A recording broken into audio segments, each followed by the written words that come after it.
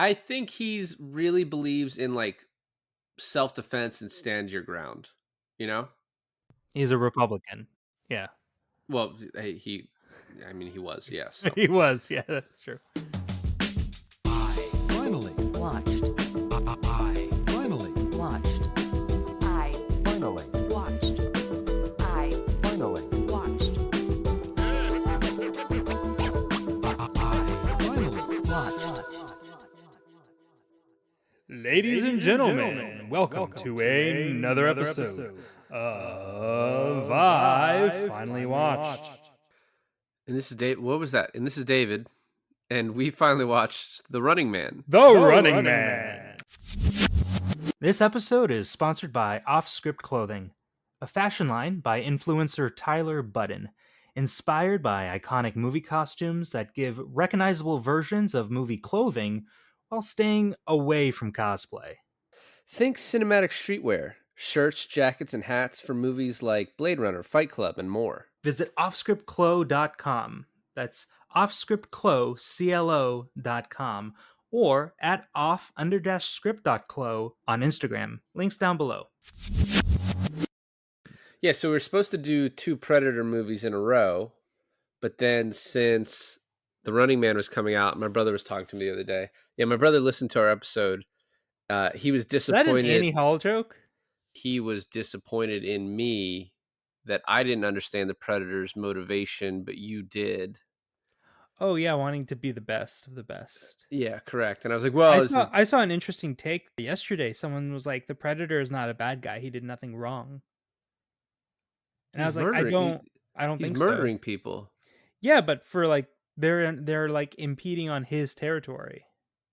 Earth isn't his territory.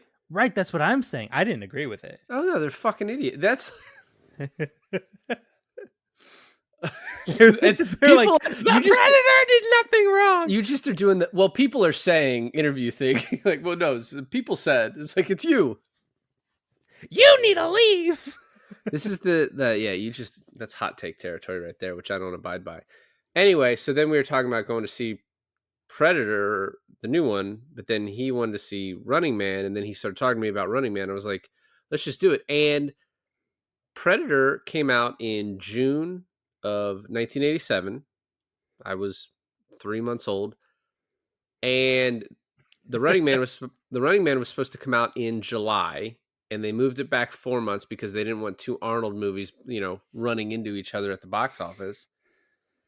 As far as like holding up, these movies couldn't be any different because I think Right, that's what I thought too. Predator holds up so amazingly well, and this movie looks like the first Tron when it tries to do anything with technology. Yeah, and not only that, it looks like the first like porno when they try to do anything with acting. I think we kind of ruined the pot a little bit when we were talking about it before we started, but his just like shoot to kill, and he's like, no, I will not kill innocent women and children. Like when the Simpsons make fun of his acting, it is this movie, because I think this is some of the worst. I usually find his one-liners, like in Commando, we've talked about, in Predator, I usually find them like endearing. These were some of the worst. Some of the ones in here, split. that one was not as bad as the other ones that I've written down that we'll get to. There's one line in here that he says that had me going. I thought it was like the best part of the movie, honestly. It's where that Amber woman is like, we should have gone to Hawaii, and he's like, I had the shirt for it, And but you fucked it up. You fucked it up, yeah. And what's interesting, so I was listening to Glenn Powell was on the Rewatchables promoting his movie, The Running Man, coming out next weekend, 5 days after this should come out. And he was talking about how their movie was set in 2025. And I was like, oh, why the difference? Like, I don't really understand. And it turns out the book takes place in 2025. And this is like a little bit of the description. Ben is scrawny and has like pre-tuberculosis. His daughter is ill. His wife has to resort to prostitution, and he can't work. So he voluntarily goes on a game show to earn money for them. and it says it has an executive producer as Dan Killian, who is the character that we have in this, and then it has a host named Bobby Thompson. Well, and in this movie, it's the same guy, right? And in the new movie, it's Josh Brolin is the executive producer, it looks like from the trailer, and then Coleman Right. Domingo is the announcer. Ghost, yeah, So it's like that movie looks like it's gonna be way more faithful to the book. to the book, right? It's And Willy it Wonka all over again. but also it's just like that's to me so much better than go like when you that's like that's The story is way more compelling, and also there is so many plot holes in this movie well that's because of the changes that they've made. Well, that's not what I was gonna say. What I was gonna say is when you have like IP like this and you're like, oh, let's just reboot something, this is the perfect way to do it. Where like this came from a book, but they made so many changes. It's like now the book is still there. It's written by like one of our most prolific authors to make movies off of. So it's just like just do it. Someone was saying that in the time that we had between season 4 and now season 5 of Stranger Things, we as a society have now adapted like 10 Stephen King novels into movies and TV shows. That's insane. I mean, That's I, insane. I was thinking back because I remember when Stranger Things came out, my friend Matthew, who we did Sweeney Todd for, like just binged Stranger Things one night, and the next day when I was hanging out with him, was telling me about it and how I needed to watch it. And this was like before I'd like heard about Stranger Things in the culture, and that Yeah. was 2015. It's now 2025, and they're just doing the 5th season. So it's like I don't even care anymore. Well, it's also interesting how this movie was made in 1987, and what's 1987 to 2017? 30 years, Yeah, so we're right? now 38. Right, but then it's like, okay, so now we're doing 2025. Do you know when the book was written? No, I do not. Had to be like the 80s, right? Maybe when you ask these questions, you should just like look them up before you, It's not that before you it's ask not them. that important. I'm just saying it's the 80s, right? So it's been 30 years since the book, or no, now it's been 40 years since the book was written. And so I'm curious, 1982. yeah, so I'm curious to see is this interpretation of 2025 what 2025 is actually like, or what 1982 thought 2025 was actually like? Well, we'll find out because I am going to go see it. I think that this movie was still entertaining. It was pretty good. There was a lot of stuff like left on the cutting room floor. It felt like things that could have been explored that weren't. So I feel like it just like it could have been a little better. And apparently there was a lot of producer like meddling that sort of Okay. messed with the movie. So one of the big things that was towards the end is when they showed the movie to test audiences, the Jesse Ventura scene where he kills Arnold Schwarzenegger and Amber, Yeah. they showed that first, and then they showed the real Arnold and Amber's reaction to that. So like it's almost Oh. like oh shit, we've just watched the title character get killed. And it's like, no, it didn't happen. And the writer said that 4% of the test audience was confused by that. And so the producer was like, we have to change it. And the guy was like, they weren't, that 4% wasn't even like the core audience we were going for. They were people that were like, brought their, went with their children to go see it. Like, they weren't who we were like, this movie was made for. And he's like, and we completely fucked it up because this producer. There's a lot of things that I've definitely seen recently on like, oh yeah, we would have done this. A lot of James Gunn stuff has come out recently where he's like, oh yeah, we were gonna do that, but the test audience didn't like it. And like Superman saves a squirrel, and apparently that didn't go over well with test audiences, but then James Gunn was like, fuck that. We're still gonna put that in there. Yeah. And I strongly believe that we just shouldn't do test audiences anymore. Like the director and the producers should just get together and just be like, this is what I think the film should be. Fuck everyone else. And I'd be all for that, honestly. Because you have to think like society is made up of really dumbass people, But and the fact that you have to like listen to these people, it's kind of absurd. well, the other thing too, though, is when you ask a test audience. I mean, I've seen a fictionalized version of what that's like, but I'm sure it's like, what did you like about the movie? What did you not like? What is there any like a scene you would change? And it's like, oh, then you're going to get an answer. You know what I mean? Like, so you're asking the questions that are going to lead to them. Like, well, I kind of didn't like this part, and so then you're going to get told that. But it's also sometimes you're like, oh, I don't really get why this part's in there. When you first watch something, it's like, oh, well, it's very important to these other parts that you liked, so it kind of needs to be in there. So then you're cutting stuff, and then the movie doesn't make a whole lot of sense. What makes them, right? Like the random pool of people that you're pulling from. What makes them know better than the fucking director? Well, and I think, I mean, you have certain directors, right? Like, I doubt Nolan, if he even does test audiences, I doubt he's like, oh yeah, let's change stuff. Like, Scorsese, Villeneuve, stuff like people like that are established. Can you imagine? Can you imagine Nolan doing a test audience for like Tenet, and then people walking out like, I don't get it. It's like, fuck you. It's just a Tarantino, like, what is with all the feet? And he's like, you know what? I'm not gonna explain it. We're keeping it in. So I think we can move to this movie. The writer was saying that he wrote 15 different versions of this, and the reason it looks so much different than the book is because of Arnold, because Arnold got attached to it. There are other people we'll talk about who are interested in it before him, but because Arnold's in it, it then sort of has to change. The worst part of this movie is the opening in the helicopter. Like, the acting is really terrible. The technology looks really bad. I cringe every time they like bring that scene back into the movie. Like especially at the end where they're like, "Oh, let's play the real Bakersfield footage." And I'm like, "Again? Really?" Yeah. So then the detention center 18 months later, where the escape, I think like that's a really cool set piece. Like, the design of that jail looks really cool, really dystopian. I like the code, the 5-digit code that controls the entire security system. I just don't get why they had to like type it in 1,000 Yeah, times. it apparently it doesn't work until you type it in the 20th time, is then it'll work. There was a guy, like one of the guards on the other side of the fence with a computer also typing in stuff, and I was like, "Oh, are they like typing in each other's codes to like cancel out?"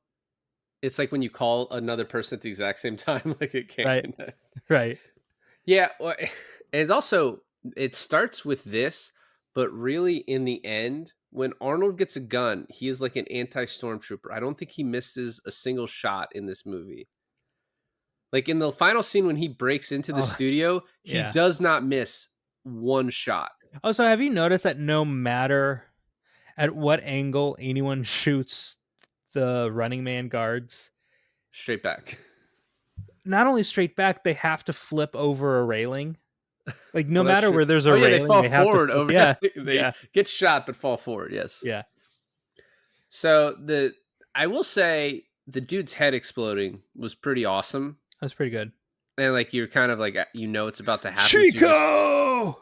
Yeah. And we never see that guy again. Yeah. His brother dies. We were like, oh, that's he's important to him, and then like, oh no, but that character doesn't matter at all. No. No. So we get to LA. There's this huge billboard showing the Running Man show in this encampment. There's the world building of this movie is so, I was gonna say convoluted, but it's not. But it just doesn't make sense Well, because okay, so here's the thing too, like comparing it to the new one solely based on the trailer. From what I get is the Running Man is just one dude who has to get like be elusive for 30 days and he gets $1 billion, right? yeah, and apparently in the book, the Running Man book, like people in this dystopian future, people can sign up for a lot of different types of game shows. Like, and the Running Man is Okay. like the pinnacle one, but there's other ones where it's like you have to do this certain thing, and if you fall, they shoot you in the head or something. Like, I mean, like kind of like the Long Walk, it seems like. But Or like Squid Games. right, it's a pretty ripe. I wonder if this is, because I was read something that like this is sort of can be credited with like battle royale type things. Sure. I mean, I was talking about this to Taylor, and she was like, "Oh, like Hunger Games," and I was like, "Yeah." Like It high society, like there's no middle class, right? There's like slum and scum, and then there's like the high society people who can watch the show. But then like the scum can like place bets and shit, right? But they work on the sheetrock all day or whatever. And then this is like torturing and killing people for people's entertainment. But like when I was talking about like the world this builds, right? It's like he gets taken into the studio and then they get put in this like cage glider thing shot through a tube. And then you think, "Oh, they're going to like An arena. an arena." Right. But it's not, because this arena is just where all the poor people are. Right. It's like the slums. Yeah, but it's like but no one's around unless you get into some certain section. Like the slums. Everyone knows to avoid area 1. Everyone knows. No, but also like, oh man, but so in the new Running Man, it looks like that he has access to the world. Yes, yes, yes. That's what it looks like. And it's just the stalkers are like a certain number of people who are like sent to go hunt him down, right? Yeah, I believe so. Yeah. Well, and it almost seems like anyone can kill him though, or like because I think that's what. I thought, and so did Taylor think, it was like if you were just a civilian and you helped, like you're like, oh, he's in here, he's over here, you get money for that. You and Taylor are making a lot of guesses as to this movie. I think you're just gonna have to watch it. No. I'm saying like even when I just heard of the 1987 Running Man, I thought Oh, it was more audience interactive, civilian interactive than like just placing bets. I thought he was running through apartment buildings where people were like, "Oh, he's hiding in my closet. Can I have $1,000?" right. Well, I mean, definitely think that'll play more into the next one. So we first get to see the ICS building, which I was like, that building is so fucking cool. I was like, that can't be real. And apparently, the triangular pyramid shape at the bottom is a building, and then the skyscraper that comes off of it is just like a painting almost, or like it's not real. Oh, okay. Because I was like, that building is awesome. This movie also, I said this to you off like before we started, but is like a really like good companion movie for V for Vendetta, because that also has like that studio element where they're just like lying to people. Yeah. And obviously we were recording this the day after Guy Fawkes Day. Remember the 6th of November. But yeah, I love that Doesn't have the building. same ring to it. And when it's pretty close. So when we get to meet Richard Dawson, who plays Damon Killian, which is just what a name. He runs into like a guy with a mop and he's like, "Oh no, man, you're fine. It's okay." And then he's like, as soon as he gets out of earshot of that guy, he's like, if he still works here, like, you're fired. I want him out of here right Mhm. now. Mhm. It's like, so he's an asshole, but he's also like too much of a coward to say something to this guy's face. Like, he's not going to fire the guy to his face. He's going to have it done afterwards where he doesn't have to see it. Like, he just sort of establishes he's a piece of shit immediately. There's a lot of things in this movie that doesn't make sense to me. Like when Amber gets caught looking through the Bakersfield, like the real files, right? How does she keep that on her? She puts it up her vagina. Or her butt. But they know what they say in the control room. She was finding the Bakersfield's footage. There's only one file. Like, how did they let her keep that? Okay, hold on. That's not my point though. My point is, who caught her? Sven. I thought we never saw the person's face. We don't. I was just making a guess. Like, we don't know. So like, why are you asking the question? Well, okay, it was a rhetorical question. What I mean by that, bringing it up, was that so everyone in the like the back seat, like the behind the scenes of this Running Man thing, knows about all the government lies and everything. Like, how deep does the conspiracy go? Where like, okay, the sound boom operator knows about the lies. Like, that's kind of like, so he never goes home and tells his wife, and she doesn't go to work at the hospital and tells, like, you see what I'm saying? Like, okay, so they're notorious for like the media to lie about their own narrative, but how deep does it go? Well, I mean, you don't have to assume that the boom guy knows, right? But ICS, this company, is run It's like underneath the government, Yeah, it's right? like a government private sector. Correct. It's like state controlled, right? So, I mean, it'd be as if like I don't know, the guy who's a janitor at the CIA probably has to keep some level of secrecy too, or they'll kill him. So that's like the reason you don't say anything is because they'll kill you. Or they put you in prison under false Correct. So that's why yeah. you have to do what you're told, and that's But I don't think the guy who cleans the floors has to necessarily know that they're lying to everybody. I So like my favorite part of the movie is how Amber slowly finds out, like, it starts with her meeting Ben, right? yeah, And then there's this woman at her work who's like, "Oh, a guy like that, you're lucky you weren't, like, raped and killed." she's And it's like, like, oh, he could. She goes, he could have killed you, or he could have raped you then killed you, or he could have killed you then raped you. I was like, all right, yeah, any of those options. any of those options, Probably but that. also Probably that third one, not the worst. but she kinda realizes, like, "Oh, yeah, why didn't he?" Right? I guess, but had she already seen the news at that point, and she was like, "Oh, that's not true." She like where they said, "Oh, he killed two people at the airport," or they were in the Right. Right. Yeah. yeah. And so, like, all of this stacked up, and then my the pinnacle of it, right, is when she's put into the Running Man, and they're like, "Oh yeah, she's had, illegal behavior follow her whole life." And she's like, She cheated in college. "Oh, it's all lies," you know? Right. We can mostly skip over like him going to his brother's place and then finding her, but there is like at one point, they decide to go to Hawaii, and then I at thought it the was airport, California. no, they're in California. They decide to go to Hawaii. He's wearing a Hawaiian shirt. I had the shirt for it. You Yeah. fucked it up. You did the quote earlier, and you still Yeah, think but now it's I California. still thought they went to California. They're in California. So he's running away from the cops because she sells him out. As he's running, he just looks over and it's just a net gun, and he just stares at it as they fire it. He does nothing to avoid it at all. And then someone who is definitely Arnold Schwarzenegger gets, like, caught with the net gun. Right, yeah, it couldn't have been anyone else. I do love the bit of him having a court-appointed theatrical agent, like to get him to sign Oh, the contract. yeah.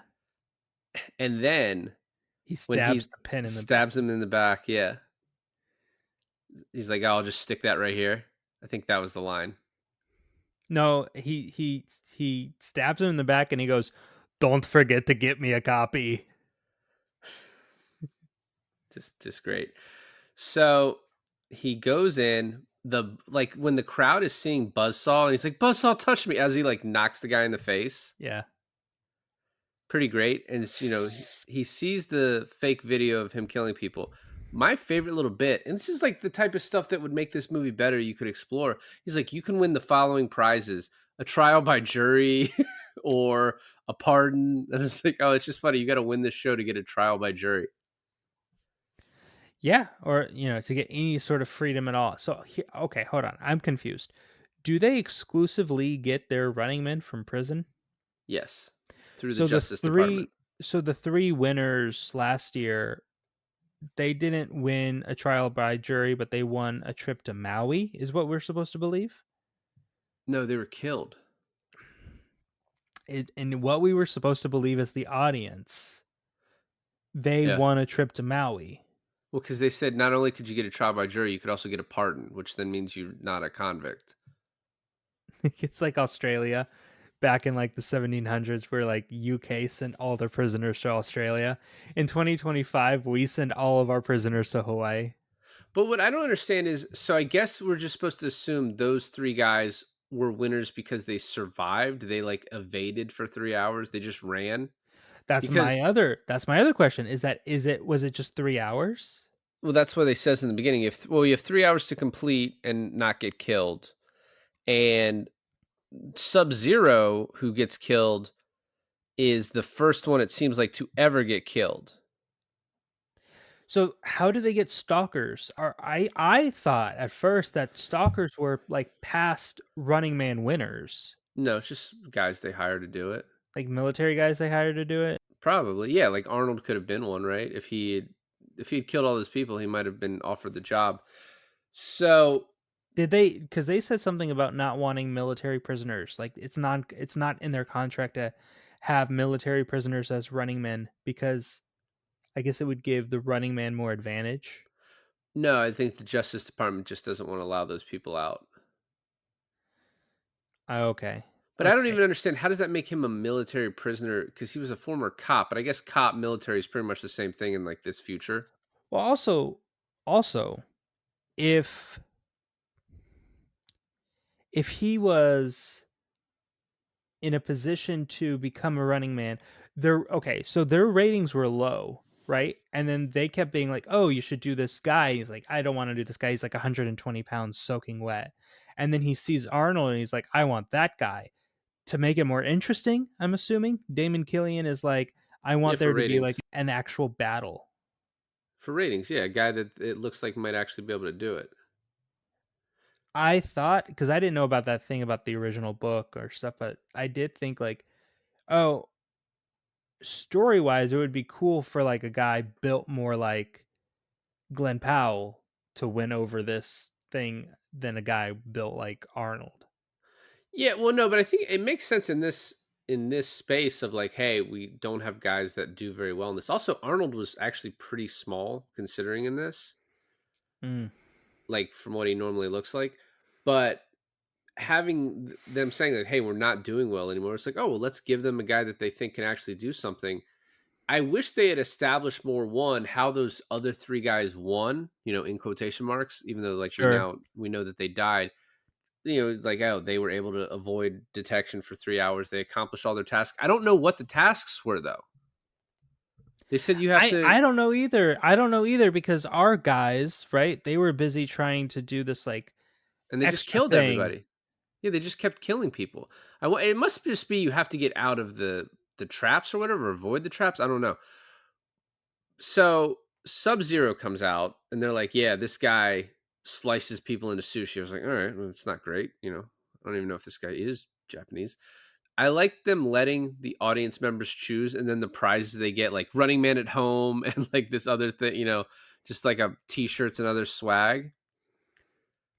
My least favorite line in the whole movie, because I'm not even sure it really makes that much sense, is he kills Sub Zero, and then he says, "Now he's plain Zero." What is that? I don't even like, I just didn't because like he's it dead. either. It's like that's the worst. That's the worst one liner. I mean, my accent was pretty bad too. Like I'm not prepared yet to do Arnold, and my throat's a Right. little raw. But Yeah. Mm-hmm. that was terrible. The shock of the audience, though, just like you could hear a pin drop, was pretty amazing, and it does establish quite a bit. Like, hey, this has never happened before, and then this is fucking nuts. Well, the whole thing with like the barbed wire, like the way he killed him, anyways, right, was kind of Yeah, fucking nuts. And then they bring out Buzzsaw and Dynamo, and I like the guy that they're like, "Oh, choose." He's like, "Oh, I like Buzzsaw, but I don't know. I mean, Dynamo's a pretty good contender too." And he's like, "Well, Leon, you don't have to choose because we're bringing out both." right around the same time we already talked about that Amber gets thrown into the game. Yeah, that's true. And then Dynamo's introduction, I think, is really cool with his electricity powers. Which I don't they don't really I don't figure out how those work. He also like has really great control over the power of it. Mm. He was also very clearly going to sexually assault Amber. At the end, No, in the middle. But in the end too. But so he shocks Weiss to death with the yes, shot, right? yes. And then he's holding Amber and he shocks her enough just to incapacitate her. And then he shocks Arnold to try and kill him. Why is he incapacitating her? If not because he's going to assault her later on. Oh, I didn't think of it that way. Yeah. Yikes. Yeah, yikes. Yeah, big ick. Yeah, you know what? Canceled. Anyway, so You know what? I thought for the longest time that was John Candy. it's Erland Van Lith, who actually passed away 2 months before this movie premiered. Oh, that's sad. You never Yeah, got this to was see his last him movie. homosexually harass someone. Well, I mean, it's for the plot, so I don't really think you shouldn't really Also, bring that that up. character design is so weird, right? Like all the little LED All the bulbs and all stuff. all the character designs are kind of awful, which does lead to like like American Gladiator sort of came after this because of this, and the sales pitch was like, yeah, it'll be like the Running Man without the murder at the end. Sure, sure, and the awful costumes. Yeah, well, they still had awful costumes, just like different, and they What is weren't that game that children play with the lights? light bright. Light bright. He looked like a fucking light bright. He did. He did. Well, and then Jesse Ventura, like I thought he had like a normal costume, and then he comes into Killing. And he's like, I can't wear this shit anymore. This is supposed to be about gladiators, No, no, no. He did have a normal costume. and then he was They trying to give him they another one. they try to give him like the new age one, and he's like, "You're ruining the sport of gladiator with this glamour shit." Once again, like I would have liked to have explored that a little bit more. Yeah, yeah, Like me that too. was Yeah, good I shit. thought that was interesting. I thought it would be so cool that they send out Jesse Ventura, and they're like, "Oh, you came to kill me too," and he's like, "Actually, I want to help you take this whole motherfucker down." Yeah. Do something with it because he was very underutilized in the movie. Just a lot of him Very staring at a underutilized. screen. He's like this Pilates teacher or whatever, and then you're like, "Oh, okay, he's like hyping himself up, staring at a photo of him like in the old days."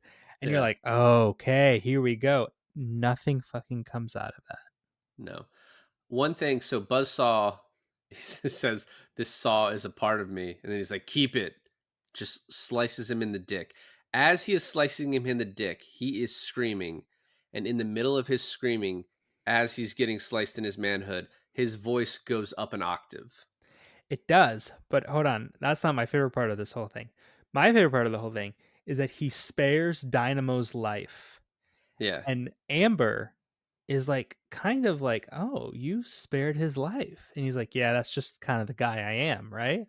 yeah, And then she goes, "By the way, what happened to Buzzsaw?" Almost like, so you killed him, but you spared like, where do you draw the line?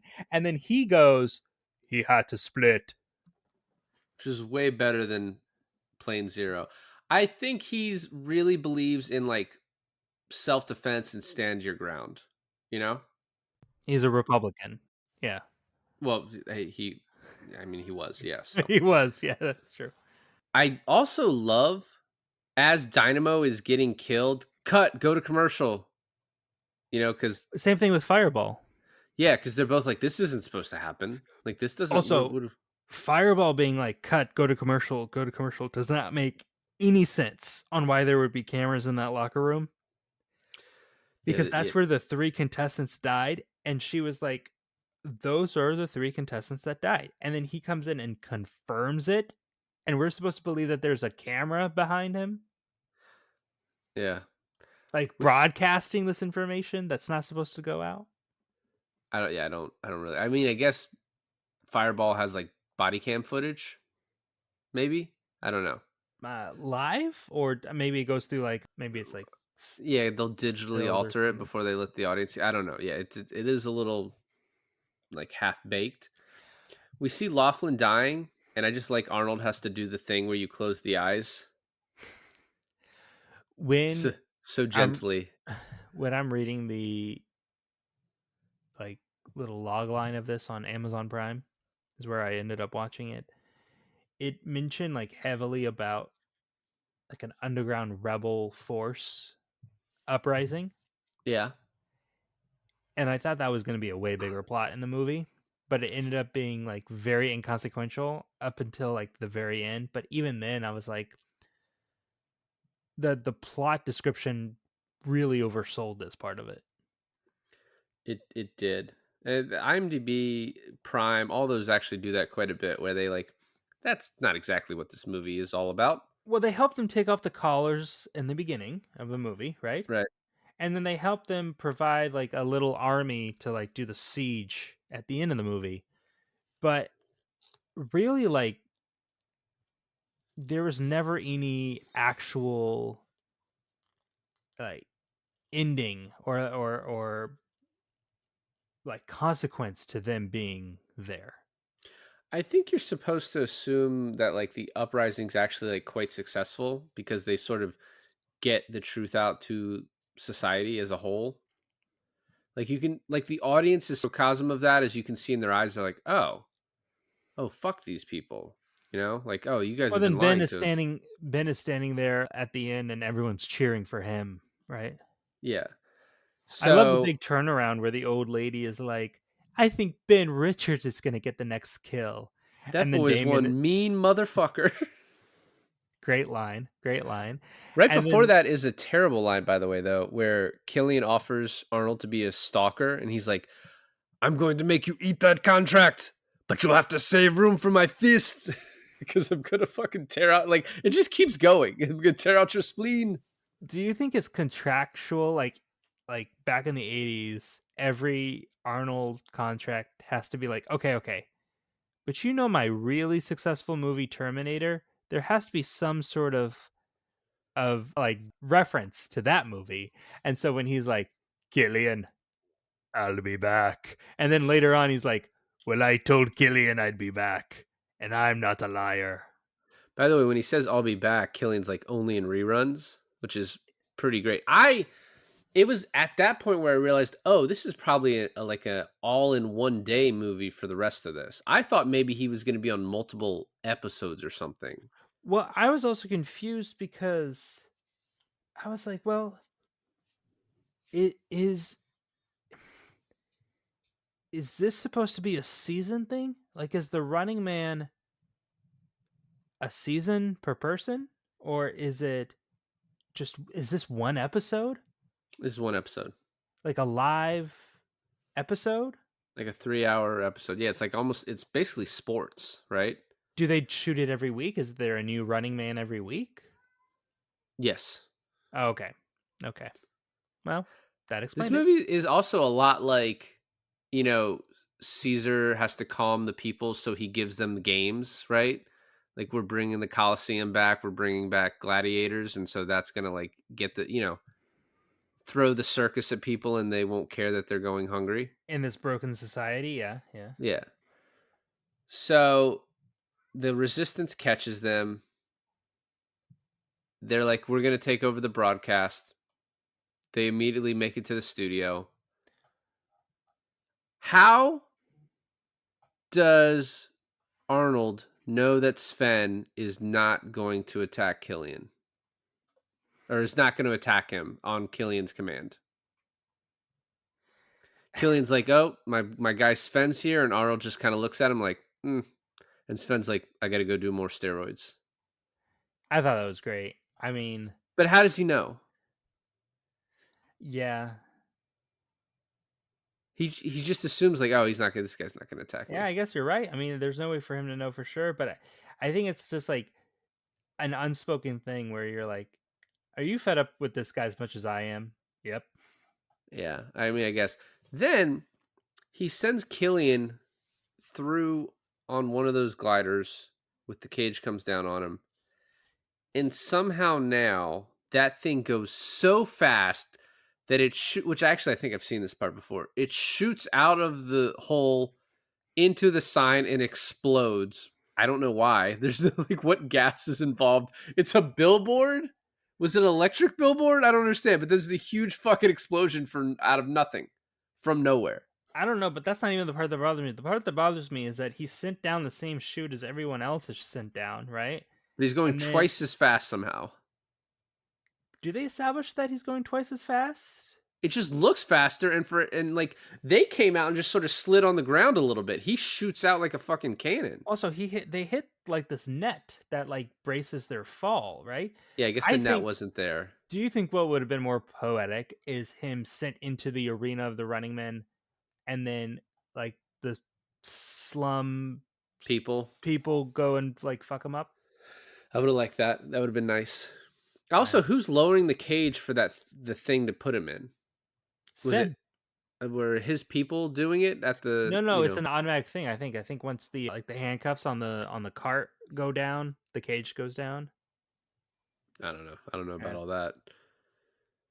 So then at the end, he's standing there. Oh, by the way, well, that hit the spot. Amazing. That's actually a good one. I want it to be better though. Like, is it too much to ask for it to be like a little better?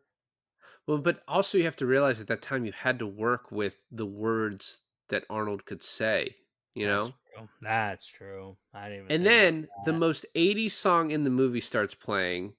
He turns around and they lock eyes. They go kiss. And What then song is as they're it? huh? I don't know. It's just super Okay. fucking 80s. But then he leads her off by the neck like she's a child that he's like guiding to make sure she doesn't go anywhere. He's just holding her by the back of her neck. I was like, why are you doing it that way? Was there any romantic tendencies throughout this whole thing between them? There was like a little bit of like sexual tension when she was in her like lingerie at home and he was like holding her down on the weight bench. And then like she was just, I don't know. He's a hot guy. She's a hot woman. It's just natural that you go through something like this. You might remember Speed. Ah, yeah. Well, you can't argue with speed. Yeah, it pretty much just Speed solves logic. everything. You could argue with Speed 2 logic, but you can't argue with the OG Speed logic. Literally, you said Speed 2, and I was like, I still don't know what happens in that movie. It's like, oh shit, we did that We movie. did do that movie. Yeah. It's actually one of our lowest viewed episodes. I tried to warn you. That was fun. It was fun. I mean, for the sole fact of Willem Dafoe, it was worth it, I think. Okay, so this is what I've been waiting for. Please tell me the alternate casting for this movie. Oh, I'll get to it. By the way, so the leader of the resistance is named Mick. It's Mick Fleetwood, the drummer from Fleetwood Mac. Oh, That was like stunt casting, I guess, back in the day. Which, by the way, I've been getting into Fleetwood Mac lately.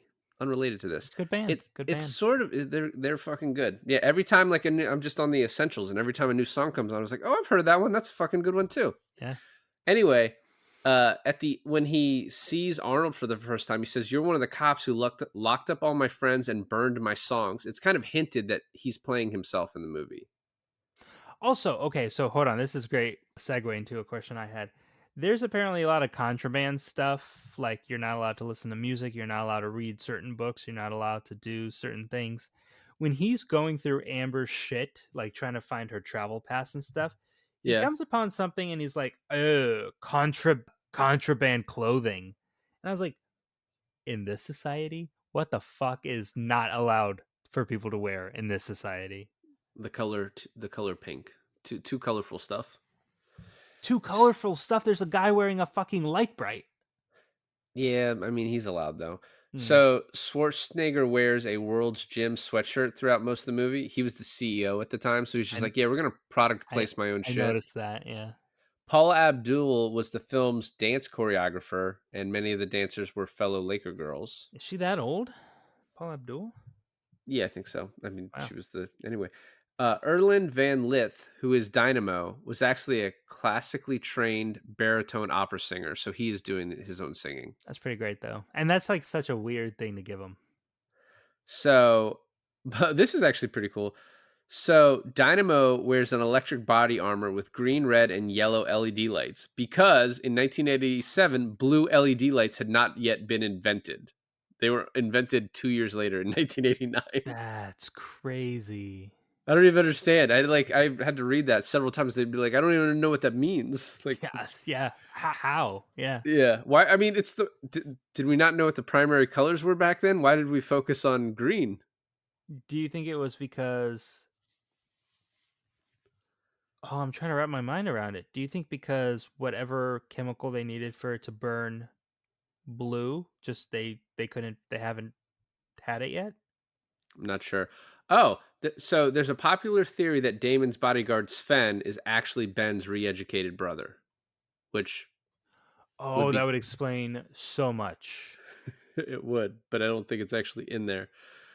In the background of the office of Damon Killian's office, there's a poster for the Hate Boat, which is like a dystopian version of the Love Boat. And apparently they filmed a bunch of other like uh fake commercials for like other sadistic type shows that they were doing on the network, but they only Hmm. showed like one because they just didn't have the time to show them. In an hour and 40 minute movie, you didn't have time to show them. Yeah, make it hour 43. Just show us a few more commercials. So Dolph Lundgren and Christopher Reeve expressed interest in the movie. Patrick Swayze was also considered. Uh, Swayze, I think, is actually really great in this. Actually, I think Christopher Reeve would have been really great in this. Yeah, I like Swayze. Christopher Reeve, I agree too.